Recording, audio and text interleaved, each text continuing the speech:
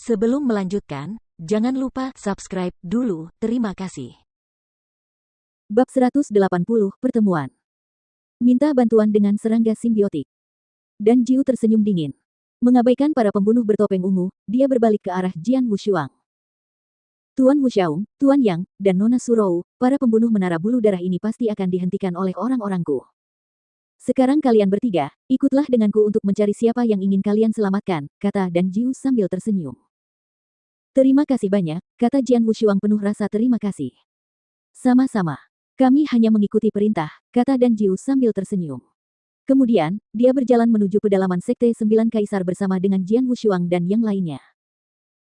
Tepat saat Jian Wushuang dan yang lainnya hendak berangkat, Ghost Tiger, pemimpin dari 6 pembunuh bertopeng ungu, sambil diawasi oleh orang-orang berjubah ungu di atas kehampaan, segera berteriak, jadi Jian Wushuang, kamu datang ke sini untuk menyelamatkan ayahmu. Haha, tapi sayang sekali kamu ditakdirkan untuk kecewa. Ayahmu memang ada di Sekte Sembilan Kaisar.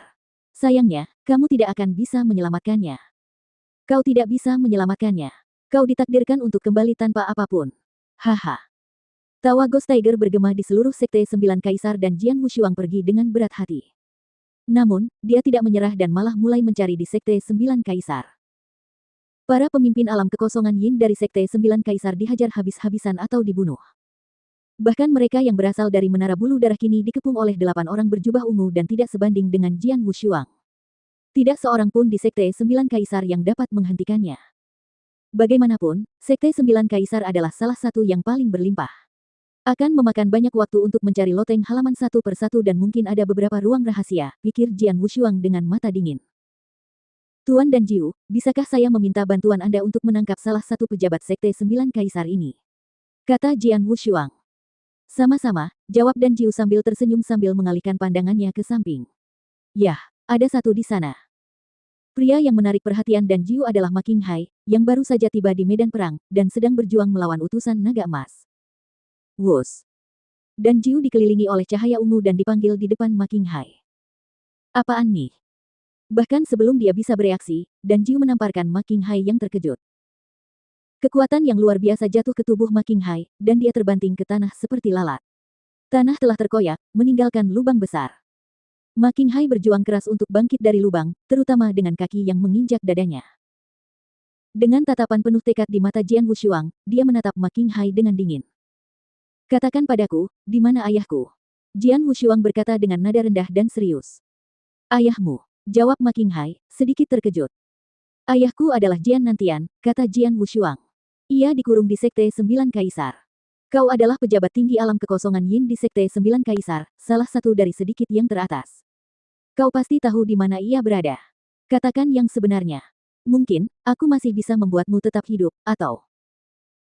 Saat Ma Qinghai merasakan keseriusan Jian Wushuang, dia berdeham sambil menganggukkan kepalanya dan berkata, aku tahu di mana ayahmu berada, dan aku akan membawamu ke sana. Aku akan membawamu ke sana sekarang.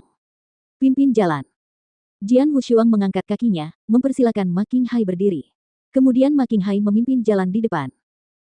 Meskipun Ma Qinghai sangat kuat di antara mereka di Yin Void dan bisa berjalan di udara, Jian Wushuang tidak khawatir Ma Qinghai akan melarikan diri karena Dan Jiu terus mengawasinya dengan ketat. Dipandu oleh Ma Qinghai, tidak butuh waktu lama bagi Jian Wushuang dan yang lainnya untuk tiba di halaman dekat bukit. Di halaman itu ada Ma Changfeng. Di sampingnya ada Jian Nantian, yang wajahnya pucat dan rambutnya putih, minum dengan tenang. Jian Wushuang muncul di halaman dengan mata menyapu area tersebut. Seketika, dia melihat pria berambut putih duduk di tengah, di bangku batu dan minum. Jian Wushuang terkejut. Mereka tidak bertemu satu sama lain selama bertahun-tahun. Rambutnya sudah berwarna perak. Wajahnya lebih pucat dari sebelumnya.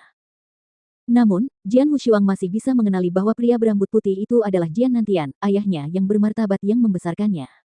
Orang yang mengajarinya ilmu pedang dan cara menjadi pria sejati. Ayah, kata Jian Wushuang dengan suara gemetar. Jian Nantian, pria berambut putih yang minum sendirian, menatap ke arah Jian Wushuang.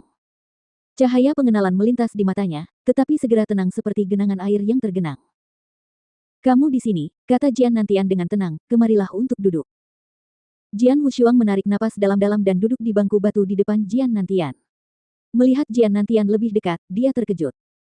Ayah, napasmu, Jian Wushuang menyadari bahwa Jian Nantian tidak memiliki kekuatan spiritual. Jian Nantian tampak seperti orang biasa.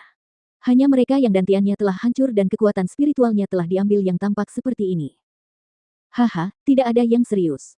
Dantianku hanya rusak, Jian Nantian tersenyum santai. Dia sangat filosofis tentang hal ini. Bajingan. Jian Wushuang tidak bisa menahan diri untuk tidak mengumpat. Bagi seorang pejuang, adalah mimpi buruk jika dantiannya hancur dan kekuatan spiritualnya hilang. Dantian ayahnya entah bagaimana hancur. Tenanglah.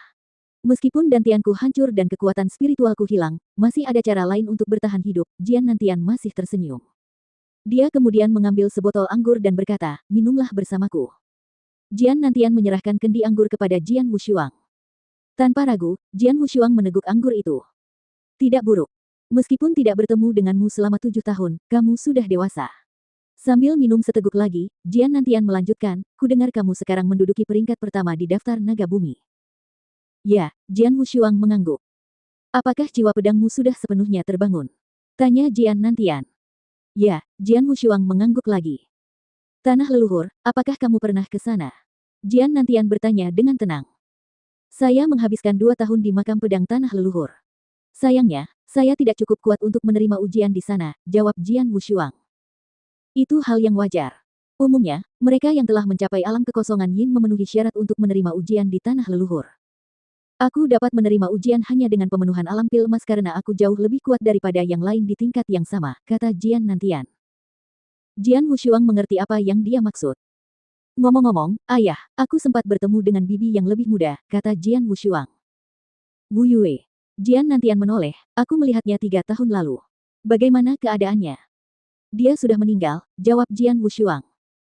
Pupil mata Jian Nantian yang berkilau dan tenang bergerak-gerak, tetapi di saat berikutnya dia mencibir dan berkata, Wu Yue juga sudah pergi. Suanger, tahukah kamu bahwa kamu memiliki dendam berdarah? Jian Nantian tiba-tiba bertanya. Ya, jawab Jian Wushuang dingin. Jika kau tahu, kau harus ingat, sambil menatap Jian Wushuang dengan serius, Jian Nantian mengucapkan beberapa patah kata dengan dingin. Utang darah, harus dibayar dengan darah.